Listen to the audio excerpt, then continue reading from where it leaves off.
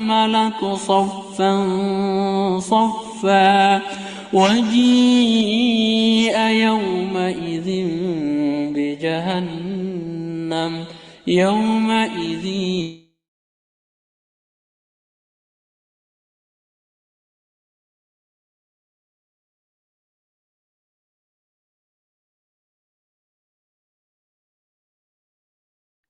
Assalamualaikum.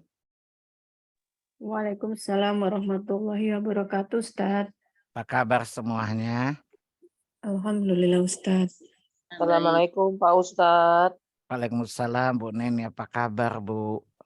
Waalaikumsalam warahmatullahi wabarakatuh. Alhamdulillah, baik, Pak Salim. Apa kabar Pak Salim, sehat? Pak Salim. Alhamdulillah sehat. Kita mulai ya, soalnya saya mau itu mengantar jenazah. Baik, kita mulai ya. Bismillahirrahmanirrahim. Assalamualaikum warahmatullahi wabarakatuh. Waalaikumsalam warahmatullahi wabarakatuh. Innal hamdalillah nahmaduhu wa nasta'inuhu wa nastaghfiruh wa na'udzu billahi min syururi anfusina wa min sayyiati a'malina. Man yahdihillahu fala mudhillalah wa man yudlil fala hadiyalah. Asyhadu an la ilaha illallah wahdahu la syarikalah wa asyhadu anna Muhammadan abduhu wa rasuluh. Allahumma salli wa sallim wa barik ala Muhammad wa ala ali Muhammad kama sallaita wa kama barakta ala Ibrahim wa ala ali Ibrahim innaka Hamidum Majid. Ya ayyuhalladzina amanu taqullaha haqqa tuqatih wa la tamutunna illa wa antum muslimun. Ya ayyuhan nasu taqu rabbakumul ladzi khalaqakum min nafsin wahidah wa khalaqa minha zawjaha wa bassa minhuma rijalan katsiran wa nisaa'a. Wattaqullaha alladzi tasaaluna bihi wal arham innallaha kana 'alaikum raqiba. Ya ayyuhalladzina amanu taqullaha wa qulu qawlan sadida yuslih lakum a'malakum wa yaghfir lakum dhunubakum wa may yuti'illaha wa rasulahu faqad faza fawzan 'azima. Amma ba'du fa inna asdaqal hadithi kitabullah wa khairal hadi hadi Muhammadin sallallahu alaihi wasallam wa syarral umuri muhdatsatuha wa kulla muhdatsatin bid'ah wa kulla bid'atin dalalah wa kulla dalalatin finnar. Bapak dan Ibu ikhwatal iman, a'azzanallahu wa rahimanallahu jami'an. Alhamdulillah, segala puji bagi Allah Subhanahu wa ta'ala atas segala nikmat dan karunia-Nya. Nikmat iman, Islam, sehat, kesempatan, dan diberikannya kita bertemu dengan Ramadan. Mari kita gunakan Ramadan sebagai bulan pensucian dosa. Karena Nabi kita Muhammad sallallahu alaihi wasallam bersabda, man sama ramadhana imanan wahtisaban ghufira lahu ma taqaddama min dzambih. Barang siapa yang berpuasa sepanjang siang Ramadan dengan dasar iman kepada Allah Subhanahu wa taala. Iman maknanya mengimani Allah tanpa mencampuri dengan syirik. Makna mengimani Allah di sini adalah mengimani bahwa Ramadan adalah syariat Allah tabaraka wa ta'ala. Lihat Fathul Bari, syarah ala hadis Al-Bukhari oleh Ibnu Hajar Al-Asqalani rahimahullahu ta'ala. Beliau menjelaskan makna iman di situ adalah meyakini bahwa Ramadan dan ibadah-ibadah di dalamnya, saum di siang hari, merupakan sebuah syariat dari Allah Subhanahu wa ta'ala. Wahtisaban maknanya talaba, ya, mengharapkan jaza, pahala min Allah Ta'ala, dari Allah Subhanahu wa Ta'ala saja. Berarti iman dan ikhlas adalah syarat mutlak agar Ramadan kita menjadi kafarat, menjadi penghapus atas dosa-dosa kita. Begitu juga man qama ramadhana imanan wa ihtisaban ghufira lahu ma taqaddama min dzambi. Barang siapa yang mendirikan salat di waktu malam bulan Ramadan dengan iman dan ihtisab, dengan iman dan ikhlas, ghufira lahu ma taqaddama min dzambi. Niscaya Allah akan mengampuni dosa-dosa yang telah lalu. Tapi antum perlu catat bahwa yang dihapus oleh Ramadan, yang dihapus oleh salat malam kita, yang dapat dihapus oleh qiyamul lail kita di malam Lailatul Qadar, hanyalah dosa-dosa kecil saja, dengan syarat jika kita bertaubat dari dosa-dosa besar. Maka mari kita perbaharui taubat kita. Karena dosa besar tidak dapat dijauhi kecuali dengan taubat kepada Allah Subhanahu wa Ta'ala. Lihat dalam Sahih Muslim, Kitabul Salat, bab keutamaan salat 5 waktu.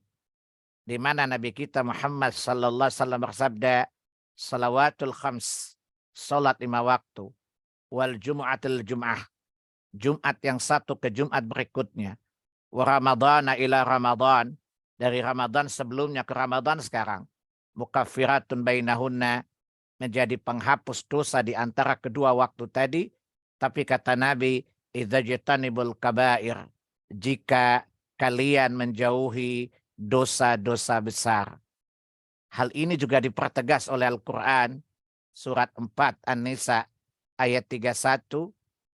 Ya, Allah katakan dosa kecil dapat diampuni jika kita menjauhi dan bertaubat dari dosa-dosa besar. Surat 4 An-Nisa ayat 31. Surat 4 An-Nisa ayat 31.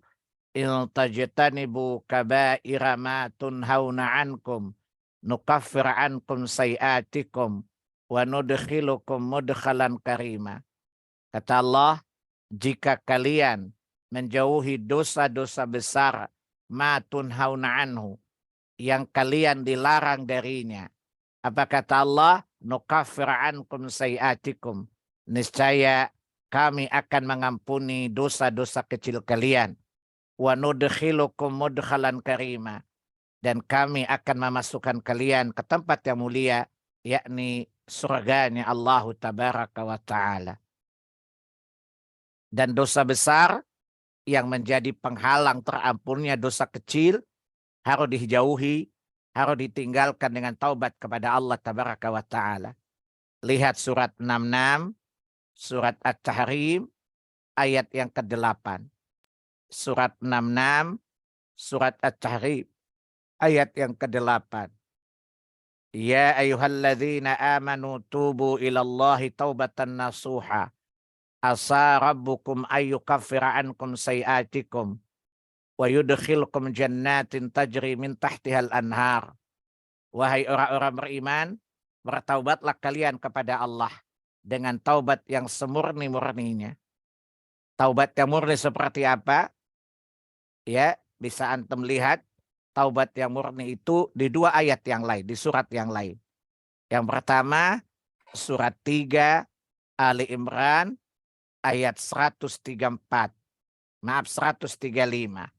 Surat 3 Ali Imran ayat 135. Walladzina idza fa'alu fahishatan aw zalamu ya dzakarallaha fastaghfiru lidzunubihim wa may yaghfiru dzunuba illallah wa lam yusirru ala ma fa'alu wa hum ya'lamun. Dan juga orang-orang yang apabila mengerjakan perbuatan keji atau menzalimi diri sendiri, maksudnya dosa. Yang dimaksudkan menzalimi diri maksudnya dosa. Coba lihat makna menzalimi diri itu dosa. Lihat perkataan Adam alaihissalatu wassalam dan istrinya Hawa dalam taubat mereka. Surat 7 Al-A'raf ayat yang ke-23. Qala, keduanya berkata, Rabbana zalamna anfusana wa illam taghfir lana wa tarhamna lanakunanna minal khasirin. Ya, wahai Rabb kami, ya kami telah menzalimi diri kami sendiri, itu berbuat dosa. Maka kata Allah tadi, walladzina idza fa'alu fahishatan, para pezina, membuat kesyirikan dan semacamnya, au zalamu anfusihim, atau yang melakukan kezaliman atas dirinya, dosa-dosa lainnya. Maka yang pertama, zakarullah, segera dia ingat Allah dengan penyesalan. Imam Abu Daud dalam kitab Zuhud, ya, bab tentang dosa, begitu juga Ibnu Majah dengan bab yang sama, ya, dari Abdullah bin Umar radhiyallahu anhuma, dia berkata sama dengan Nabi SAW bersabda bahwa menyesal itu adalah bagian dari taubat. Penyesalan bagian dari taubat, itu pertama. Menyesali dosa-dosa yang pernah kita lakukan. Kemudian yang kedua, istaghfiru rabbakum. Kemudian kalian memohon ampun kepada Allah Rabb kalian. Kemudian yang ketiga, lam yusiru ala ma fa'alu. Bertekad untuk tidak mengulangi dosa yang pernah kita perbuat. Itu dosa yang bersih, dosa yang baik. Kemudian apa? Kita susuli taubat kita dengan berbuat kebaikan yang banyak. Ya, kita perbaharui iman kita dan kita berbuat kebaikan yang banyak. Lihat surat 25 Furqan ayat 70 dan 71. Surat 25 Furqan ayat 70 dan 71. Illa man taba wa amana wa amila salihan faulaika yubaddilullahu sayiatim hasanat wa kana Allahu ghafurur rahima. Wa man taba wa amila salihan fa innahu yatubu ilallahi mataba.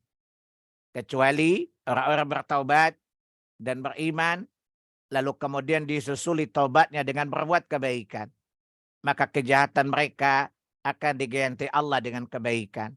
Allah Maha Pengampun lagi Maha Penyayang. Wa man taba, berasaba bertaubat, lalu wa amila salihan, kemudian dia menyusuli taubatnya dengan berbuat kebaikan, fa innahu yatubu ilallahi mataba. Maka sesungguhnya dia adalah orang yang benar-benar bertaubat kepada Allah Subhanahu wa taala. Maka Allah akan menerima taubat orang yang bertaubat dengan taubat yang sesungguhnya.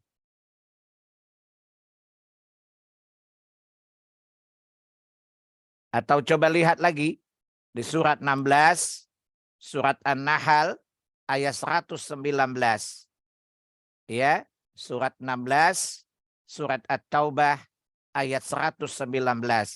Thumma inna rabbaka lilladzina amilu su'a bijahalatin thumma tabu min ba'di dzalika wa aslahu. Inna rabbaka min ba'diha laghafurur rahim. Kemudian sesungguhnya Rabb kalian mengampuni orang yang mengerjakan kesalahan karena kebodohannya. Abdullah bin Abbas radhiyallahu an mengatakan makna jahalah, ya, makna bodoh adalah mengikuti hawa nafsunya. Sehingga menjadi bodohlah dia karena memperhatikan hawa nafsu. Tsumma tabu min ba'di dzalik. Kemudian dia bertaubat sesudah itu. Dan apa kata Allah? Wa aslahu, lalu dia memperbaiki dirinya. Inna rabbaka min ba'diha laghafurur rahim.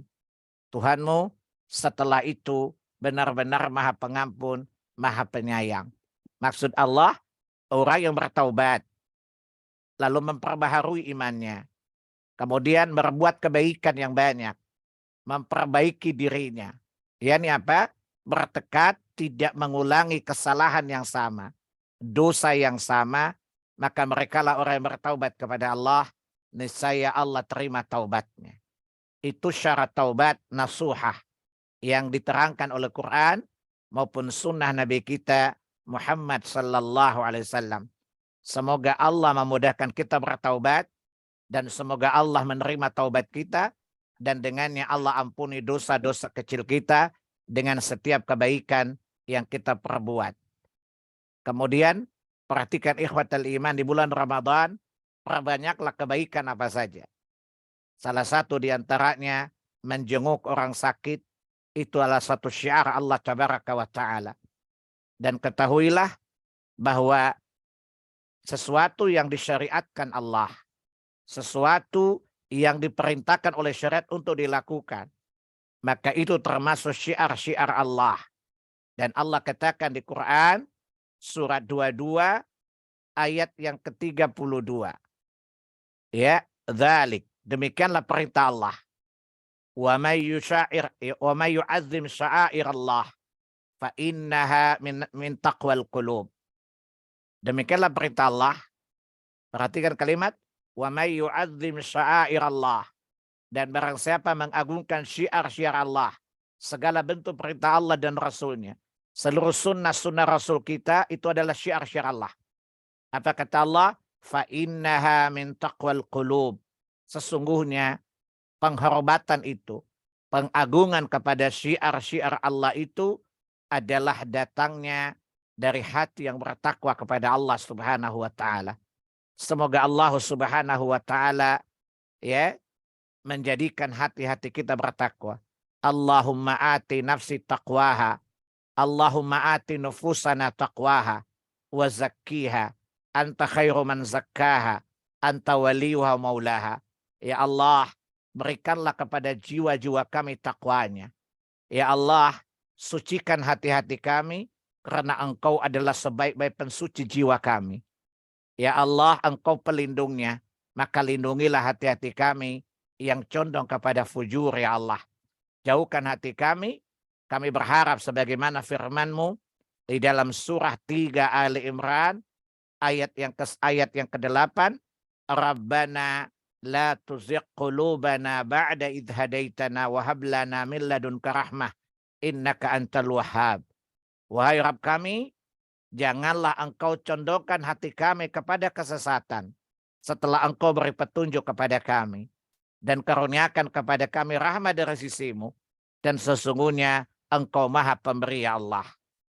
Ya, demikianlah Bapak Ibu, spirit semoga Ramadan kita adalah Ramadan yang terbaik. Imam Ibnu Majah dalam kitab Sunan Ibnu Majah, kitab Az-Zuhud, bab hikmah, hadis dari Abu Ayyub Al-Ansari radhiyallahu anhu, dia berkata, ya seorang laki-laki datang kepada Nabi sallallahu alaihi wasallam, lalu dia berkata, ya Rasulullah, ajarkan kepadaku pelajaran yang simpel, sederhana, tapi gampang aku ingat. Nabi lalu berkata kepada orang itu, apabila kamu hendak salat, maka perbaguslah salatmu, ya, seakan-akan itu salatmu yang terakhir, dan kamu tidak salat sesudah itu lagi. Hadis ini dijadikan seluruh para ulama Ahlussunnah agar setiap kita beribadah, ya, kita memperbagus ibadah kita seakan-akan itu ibadah kita yang terakhir. Kalau ditanya, kenapa kita tidak optimis? Optimis penting, tetapi berhusnudzan kepada diri juga penting. Kenapa? Karena menghayal untuk tahun depan itu kebodohan. Karena Allah katakan, jangankan tahun depan, untuk besok saja kamu tidak tahu apa yang akan kamu kerjakan. Ini hujjah syariah. Kenapa setiap kita beribadah, kita selalu meyakinkan diri kita, jangan-jangan ini ibadahku yang terakhir. Karena di surat 31 Luqman, ayat yang ke-33, di sana ada 5 perkara gaib. Tidak ada yang mengetahuinya dengan pasti kecuali Allah Tabaraka wa Ta'ala. Perkara gaib yang keempat apa? Ayat yang ketiga, ayat ke-34, ayat terakhir. Ayat yang ada surat ini, ya, wa ma tadri nafsum madza taksibu ghada. Tidak seorang pun yang tahu dengan pasti apa yang akan dia kerjakan besok. Jika Allah pertemukan ibu dengan Ramadan hari ini, mulai dari niat semalam dan puasa, jagalah dia sebaik-baiknya. Jangan-jangan ini puasamu yang terakhir, dan dengan itu Allah merahmatimu dan dimasukkannya ke jannahnya. Ketika nanti Anda sholat zuhur, perbaguslah sholat zuhurmu. Semoga ini sholatmu yang terbaik yang pernah kamu kerjakan. Begitu seterusnya. Karena Imam Muslim dalam kitab Zuhud wa Riqaq, zuhud dan perkara-perkara melembutkan hati, di mana Nabi kita sallallahu alaihi wasallam bersabda, innamal a'malu bikhawatimi. Sesungguhnya amal-amal itu tergantung yang terakhir. Boleh jadi Ramadan kita sebelumnya tidak bagus kualitasnya. Mudah-mudahan Ramadan ini andaikan dia terakhir, kita perbagus mutunya, kita perbagus kualitasnya. Karena kata Nabi tadi, innamal a'malu bikhawatimi. Sesungguhnya amal-amal itu tergantung yang terakhir. Allahumma yassir lana. Ya Allah mudahkan kami. Ya Allah mudahkan kami dalam ketaatan kepadamu. Ya Allah mudahkan kami untuk berbuat kebaikan. Dan mudahkan hati-hati kami untuk selalu tumbuh mencari keridhaan-Mu ya Allah. Karena kami tidak cari kecuali keridhaan-Mu ya Allah. Karena itu yang kami minta kepadamu, ya, usia 40 sebagaimana yang Engkau ajarkan kepada kami ya Allah di surat 46, surat Al-Ahqaf ayat yang ke-15. Surat 46 Al-Ahqaf ayat yang ke-16, ayat ke-15. Rabbi auzi'ni an ashkura ni'mataka allati an'amta alayya wa ala walidayya wa an a'mala salihan tardah wa aslih li fi dzurriyyati wa inni tubtu ilaika wa inni minal muslimin. Ya Allah, ya, berilah aku petunjuk, berilah aku bimbingan, arahkan jiwaku ya Allah agar senantiasa bersyukur atas nikmat yang telah Engkau berikan kepada aku dan juga kepada kedua orang tuaku. Ya Allah, berilah aku petunjuk. Ya Allah, bimbinglah hatiku. Ajarkan kepadaku an a'mala salihan tardahu. Amal-amal yang Engkau ridai ya Allah, yang aku lakukan. Jangan Engkau biarkan kami ya Allah beramal dengan amalan tidak Engkau ridai. Sibukkan hati kami. Sibukkan aktivitas kami di atas amal-amal yang Engkau ridai ya Allah. Wa aslih lana. Ya Allah, perbaikilah keadaan kami. Ya Allah, perbaikilah diri-diri kami. Semoga Ramadan kami kali ini lebih baik. Dan sesudah Ramadan, kami tetap menjadi orang baik ya Allah dibandingkan sebelumnya. Wa fi dzurriyyati, dan juga ya Allah perbaiki pula anak keturunan kami. Karena anak keturunan kami adalah saham kami. Yang apabila kematian datang kepada kami, terputuslah seluruh amal-amal kami. Tetapi kami masih memiliki aset bersama, yaitu anak-anak kami, maka perbaikilah diri kami dan perbaikilah anak-anak kami. Jadikan kami orang-orang saleh dan jadikan anak-anak kami anak-anak yang saleh. Inni tubtu ilaik. Ya Allah, bimbing aku untuk selalu memperbaharui taubatku kepadamu. Tetap bertaubat kepadamu. Jangan lengahkan kami ya Allah dari taubat kepadamu. Karena innaka antat tawwabur rahim. Karena sungguh ya Allah Engkau maha penerima taubat, lagi maha penyayang kepada hamba-hambamu yang beriman. Wa inni minal muslimin. Dan ya Allah, jadikan aku termasuk orang-orang muslim yang hidup di atas Islam dan mati pun di atas Islam. Menjadi muslim, mati di atas muslim adalah wasiat Nabi Ibrahim alaihissalatu wassalam. Agar kita selalu menjaga kualitas Islam kita, hidup di atasnya dan mati di atasnya. Dan itu juga harapan Nabi Allah Yusuf alaihi salatu wassalam. Itu harapan Nabi Allah Yusuf alaihi salatu wassalam. Nabi Allah Ibrahim berkata di surah 2 Al-Baqarah ayat 132. Ya baniya innallaha astafa lakumuddin. Fala tamutunna illa wa antum muslimun. Wahai anak-anakku, sesungguhnya Allah telah memilih untuk kalian agama, yaitu Islam, maka janganlah kalian mati kecuali sebagai orang-orang muslim. Dan lihat, wasiat beliau ini dipegang oleh cucu beliau atau cicit beliau Nabiullah Yusuf alaihissalatu wassalam, nabi pertama dari kalangan Bani Israel. Nabi pertama dari keturunan Israel. Ya, Israel adalah Yakub. Dan Bani Israel, Yusuf brothers, Yusuf bersaudara. Coba lihat doa Nabi Yusuf, beliau berharap agar diwafatkan Allah sebagai orang Muslim dan Allah kumpulkan dia di akhirat bersama dengan orang-orang yang saleh. Lihat surat 12, surah Yusuf ayat 101. Apa kata Nabi Allah Yusuf? Fatiras samawati wal ard, anta wali fid dunya wal akhirah, tawaffani muslima wa alhiqni bis salihin. Ya Allah, Engkau pencipta langit dan bumi. Engkaulah pelindungku di dunia dan di akhirat. Wafatkanlah aku dalam keadaan muslim dan gabungkanlah aku bersama orang-orang yang saleh. Ya Allah, hidupkan kami di atas Islam. Ya Allah, wafatkan kami sebagai orang Islam. Dan ya Allah, himpun kami bersama dengan orang-orang saleh. Minan nabiyyin, was-siddiqin, was-syuhada'i, was-salihin, wa hasuna ulaika rafiqa. Mudah-mudahan Ramadan kita membentuk kita menjadi orang muslim yang saleh, yang bertaubat kepadanya. Dan mari kita sibukkan diri kita dengan berbuat kebaikan yang banyak. Melakukan amal apa saja yang mengandung kebaikan. Ya, jangan kita sibuk dengan media-media kita. Jangan kita sibuk dengan sosial media kita. Karena dia hanya membuat kita ghafil. Kita lalai saja. Kalau ada orang sakit, jenguklah dia, Bu. Ya, karena di sana ada pahala. Udah saya jelaskan kemarin. Ketika Bapak pergi dari rumah, ya Allah mengampuni dosa-dosa Bapak atau Ibu. Ketika Bapak berada di sana sampai kembali, Allah berikan jarak dengan taman buah-buahan, berada di kebun buah-buahan di tengah jannahnya Allah tabaraka wa ta'ala.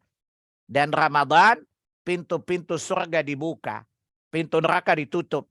Maka termasuk amalan yang ada kemungkinan kita kerjakan adalah mengunjungi orang sakit jika memungkinkan. Dan hari ini kita lanjutkan bagian ke-6, waktu yang tepat untuk menjenguk orang sakit. Penetapan waktu khusus untuk menjenguk orang sakit, tidak ada dalil khusus menunjukkan hal itu. Athar-athar yang sahih dari salafus saleh, bahwa kebanyakan para salafus saleh biasa mengunjungi orang yang sakit. Kebiasaan para salafus saleh, ya, biasa termasuk sunnah yang tidak ditinggalkan. Mereka suka mengunjungi teman-teman yang sakit. Dan mereka selalu mengunjungi mereka di waktu malam. Waktu malam, waktu yang condong manusia, ya orang sakit biasanya tidur di waktu siang. Ya, sehingga ya para ulama salaf terbiasa mengunjungi orang sakit itu di waktu malam.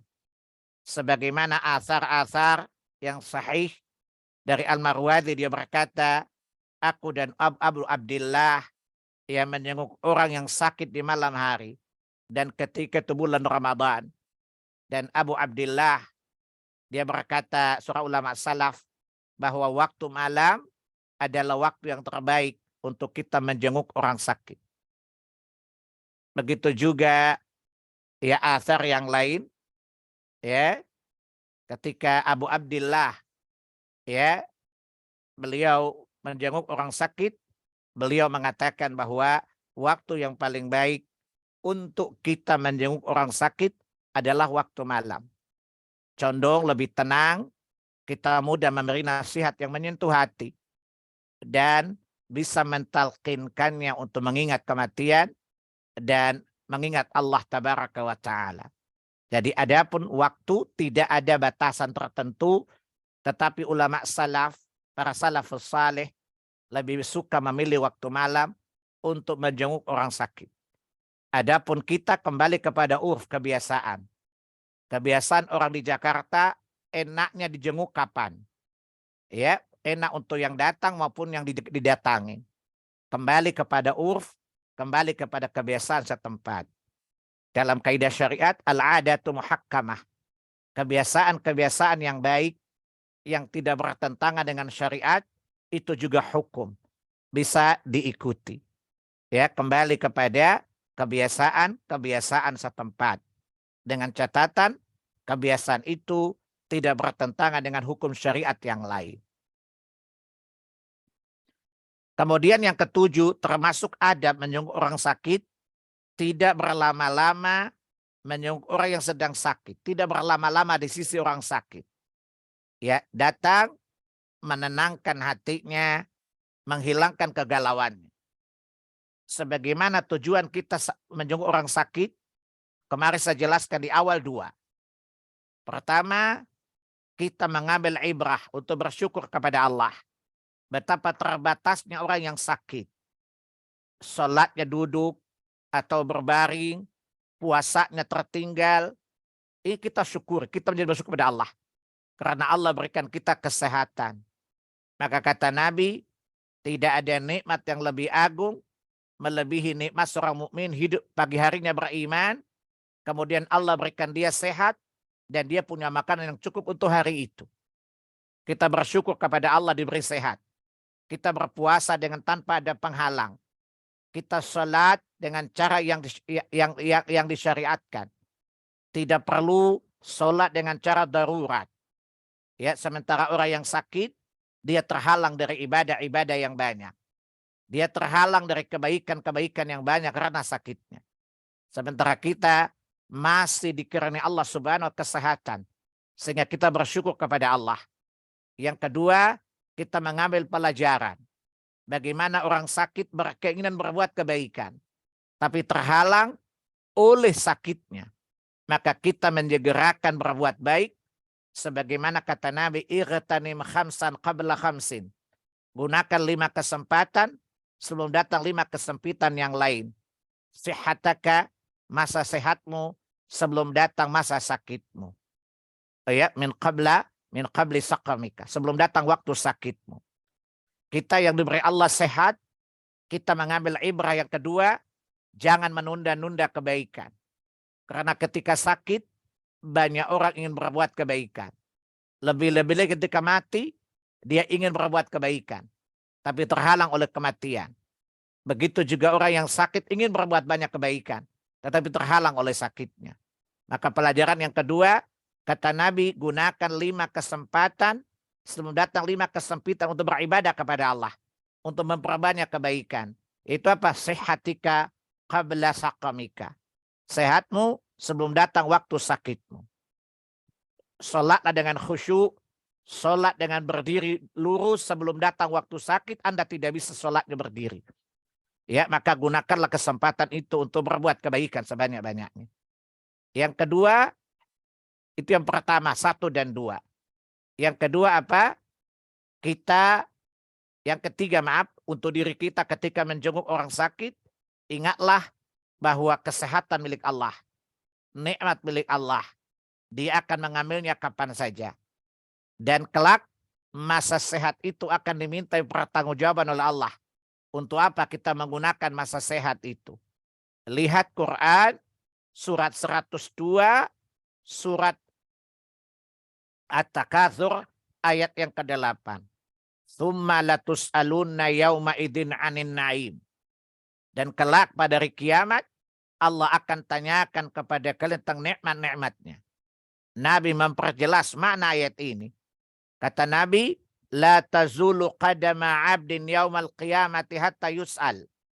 Tidak akan bergeser, berpindah kedua telapak kaki anak manusia di mahsyar sampai Allah tanya tentang nikmat-nikmat itu.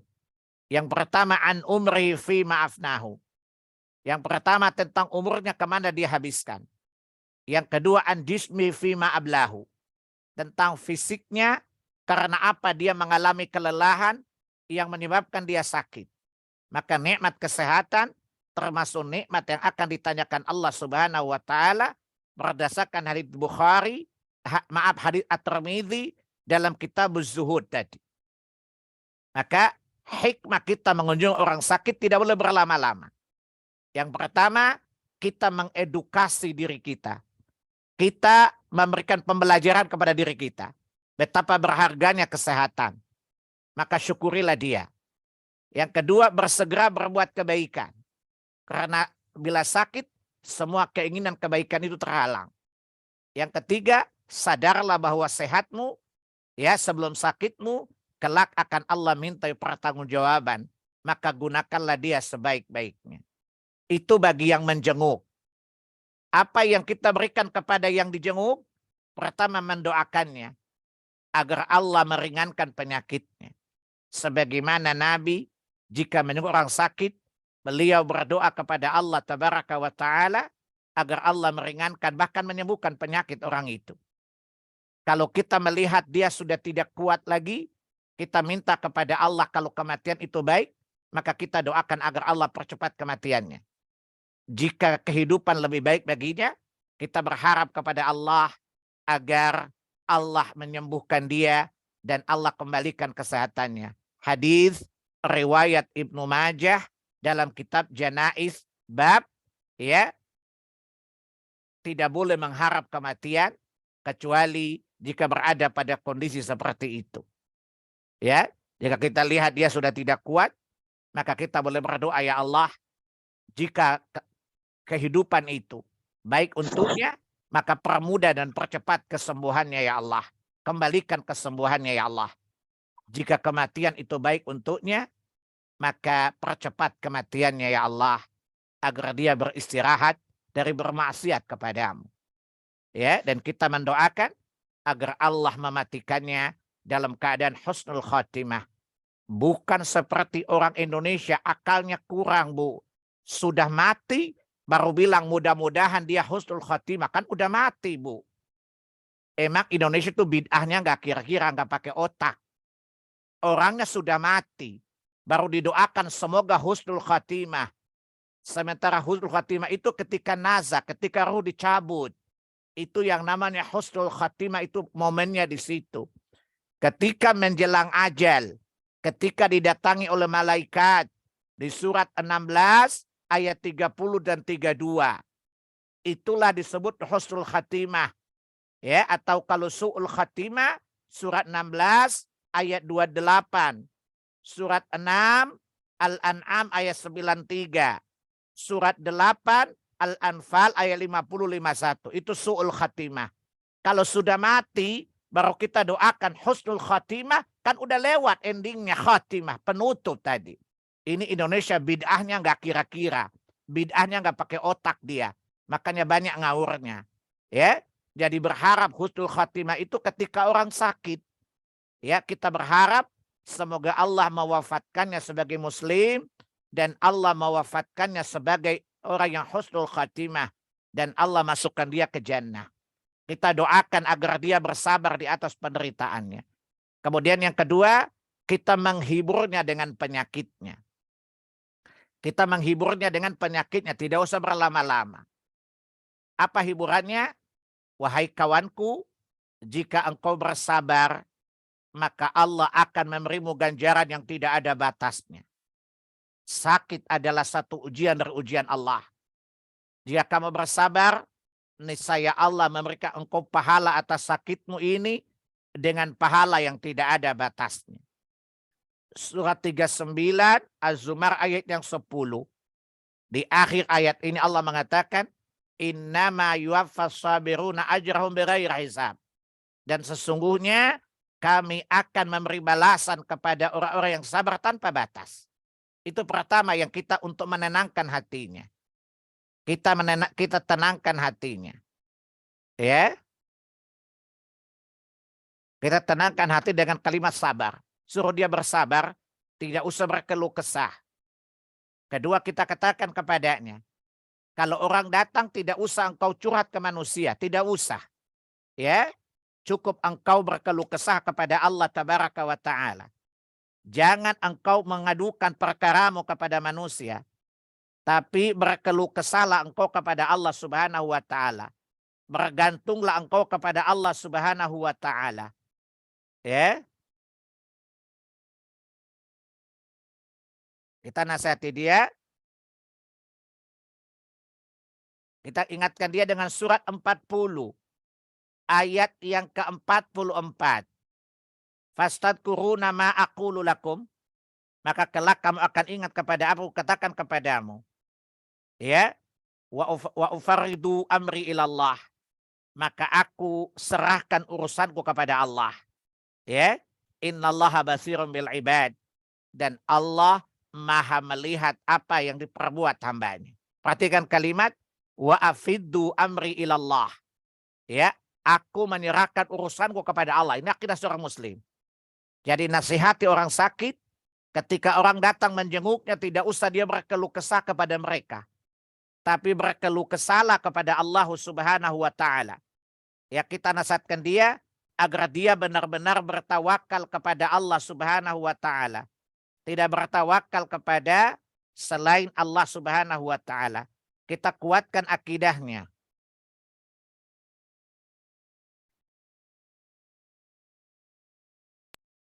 Ya, kita ingatkan dia dengan akhlaknya Nabi Yakub alaihi salatu wassalam. Ya, coba lihat ketika Nabi Yakub, ya, mendapatkan musibah kehilangan anaknya, beliau tidak galau. Beliau bersedia, tetapi beliau menyampaikan kegalauannya hanya kepada Allah tabaraka wa taala saja. Itu pertama, suruh dia bersabar. Kedua, suruh dia bertawakal kepada Allah. Tidak boleh menyerahkan urusannya kepada dokter, tapi serahkan urusannya kepada Allah saja. Tadi surat 40 ayat 44.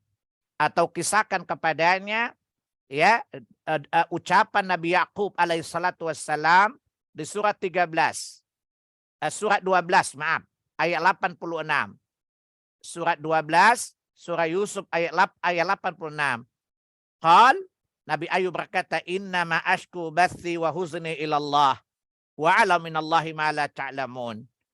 Ya, sesungguhnya hanya kepada Allah aku mengadukan kesusahan dan kesedihanku.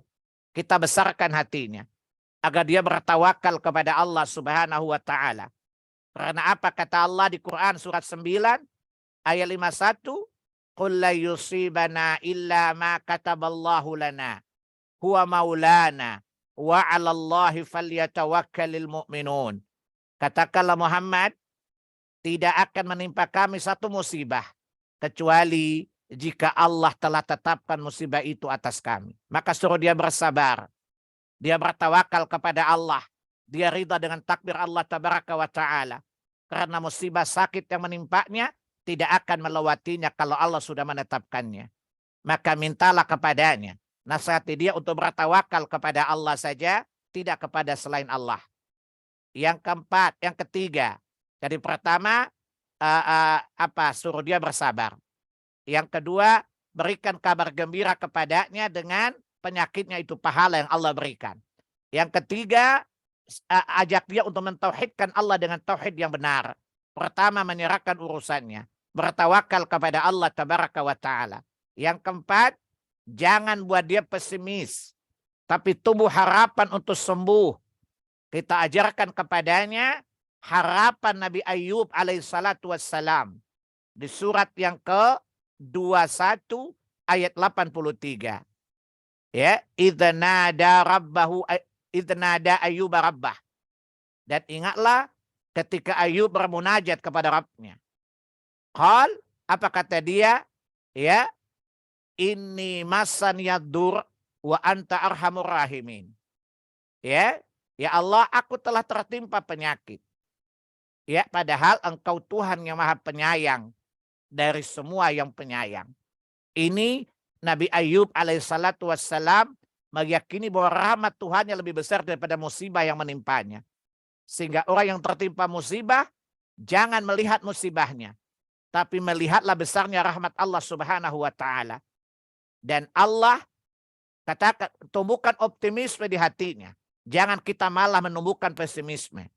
Tadi coba lihat ayat tadi.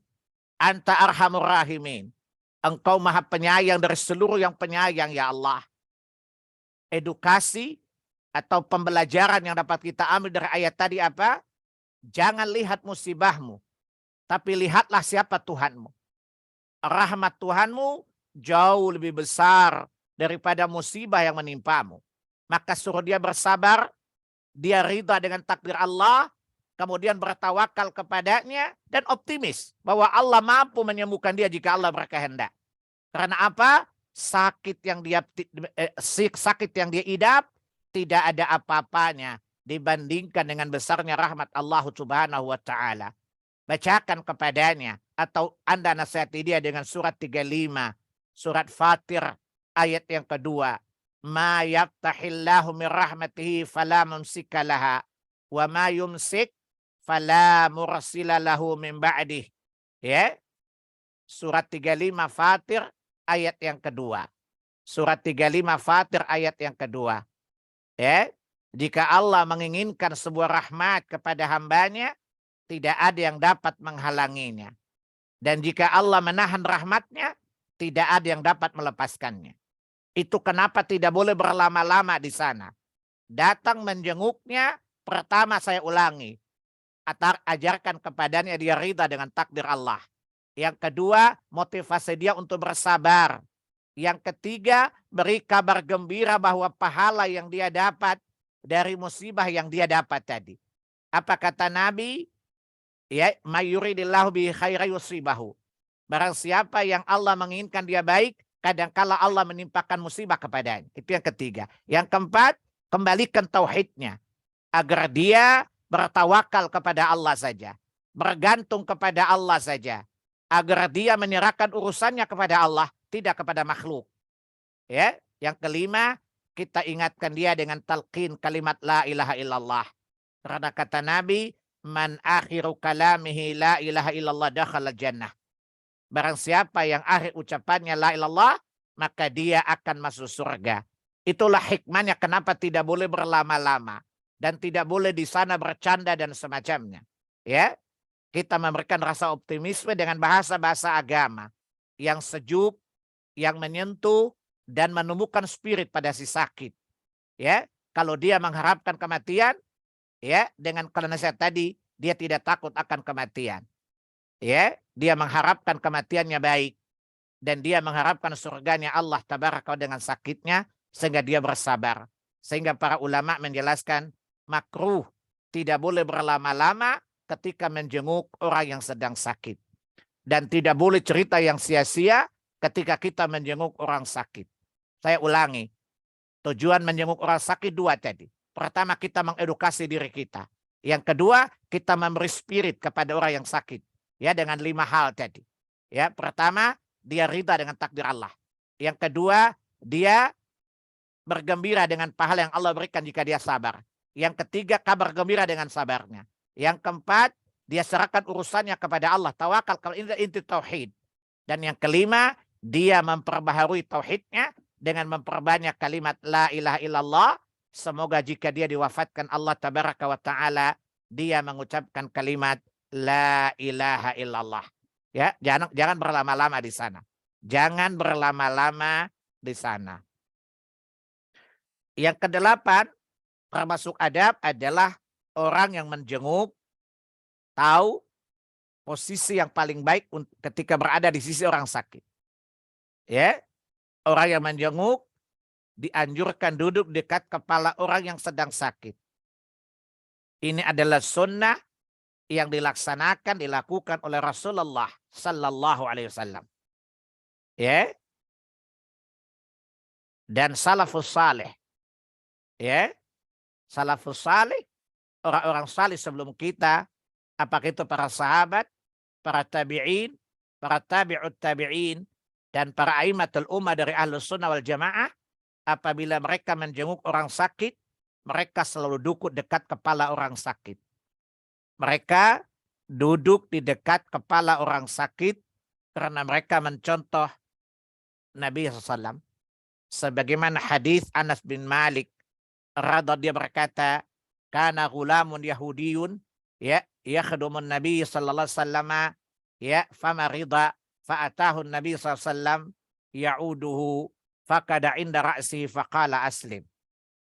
Jadi Nabi pernah punya pembantu laki-laki, anak laki-laki Yahudi. Ini menunjukkan bolehnya kita mempekerjakan orang kafir di rumah kita. Ya, dengan catatan kita tahu betul akhlaknya baik dan semacamnya. ketika anak muda ini hendak meninggal dunia, sakit yang mengantarkan kepada ajalnya, kata Anas bin Malik, Nabi mendatanginya. Ya, lalu Nabi faqa'ada inda ra'sih. Nabi duduk di dekat kepalanya. Faqala lahu, lalu Nabi berkata kepada anak tadi, aslim, Islamlah kamu.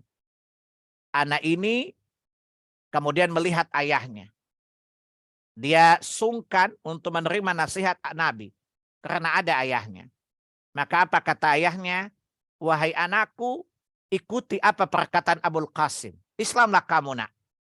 Ya. Kenapa orang Yahudi ya tidak keberatan anaknya masuk Islam? Karena dia tahu betapa Nabi sangat baik kepada pembantunya ini. Ketika anak laki-laki ini menjadi khadim, menjadi pelayan di rumah Nabi, Nabi memperlakukan dengan baik sekali. Ya, dan anak ini juga baik kepada Nabi. Ya, maka kata bapaknya, ikutilah apa yang diminta oleh Abul Qasim, wahai anak. Tidak usah sungkan denganku. Maka anak itu kemudian mengucapkan 2 kalimat syahadat. Dia beriman kepada Islam. Dan apa kata Nabi? Kalimat ini akan menjadi hujah bagimu sehingga engkau terbebas dari azab Allah tabaraka wa ta'ala. Setelah itu anak ini pun kemudian menghembuskan nafas terakhirnya. Dia meninggal dunia menghadap Allah tabaraka dalam keadaan beriman. Ini yang dimaksud dari hadis ini. Kita boleh mempekerjakan pekerja orang kafir. Tidak apa-apa. Asal kita lihat mereka orang-orang yang baik-baik. Yang tidak membahayakan kita maupun agama kita. Yang kedua, dibolehkan menjenguk orang sakit yang kafir. Kalau kita melihat ada maslahatnya. Kemarin sudah saya jelaskan, ya, ketika paman beliau sakit, Abu Talib, beliau jenguk. Dan beliau ajak kepada Islam, tapi Abu Talib tidak mau masuk Islam. Dan pembantu beliau Yahudi sakit, beliau menjenguknya, dan beliau mengajaknya kepada Islam, dan dia pun menerima Islam. Ketika para ulama mengatakan tidak wajib menjenguk orang non-muslim. Tapi tidak haram juga. Ya, yang wajib itu adalah orang muslim dengan muslim. Karena kata Nabi, hak muslim atas muslim lainnya 6. Salah satunya menjenguk ketika dia sakit. Adapun orang non-muslim tidak wajib. Tetapi tidak haram. Ya, kita lihat kemaslahatannya. Kalau kehadiran kita, misalnya kita bertetangga dengan orang kafir. Ketika dia sedang sakit kita jenguk, mudah-mudahan minimal dia tidak bersangka buruk kepada Islam. Dia tahu bagaimana agungnya Islam dan akhlak yang diajarkan Islam.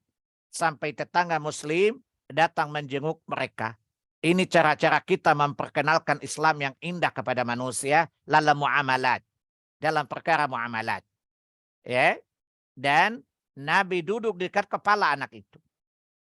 Begitu juga hadis dari Abdullah bin Abbas radhiyallahu anhuma, dia berkata, "Kana Nabi sallallahu alaihi wasallam idza ada maridan jalasa inda ra'sihi." Adalah Nabi SAW apabila menjenguk orang sakit, beliau selalu duduk di dekat kepalanya.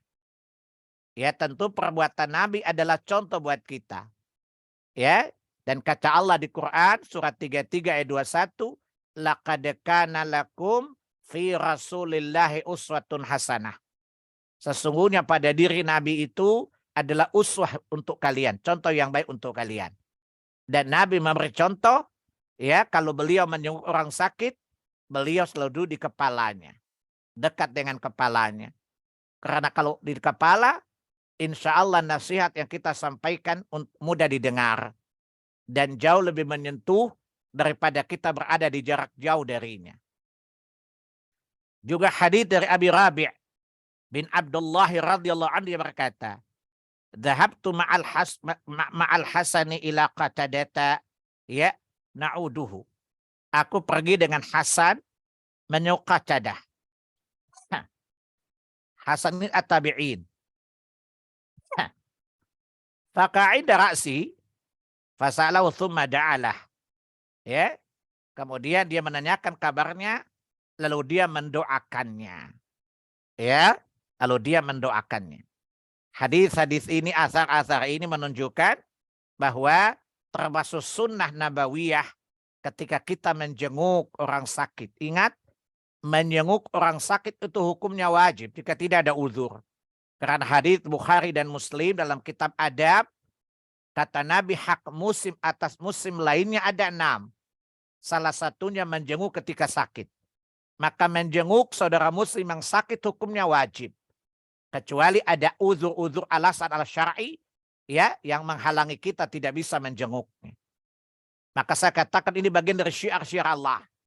Di bulan Ramadan ada orang sakit, kunjungi dia. Agar kita mendapatkan pahala mengunjungi orang sakit. Pahala ampunan ketika kita melangkahkan kaki kita menuju orang sakit. Dan ketika kita duduk di sana, Allah menghadiahkan kepada kita kebun dari kebun-kebun surga.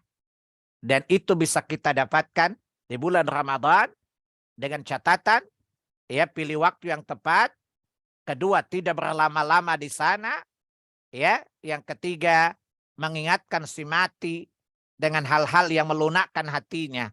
Jangan menambah kesedihannya. Ya, tambahkan rasa optimismenya kepada Allah Tabaraka wa Ta'ala.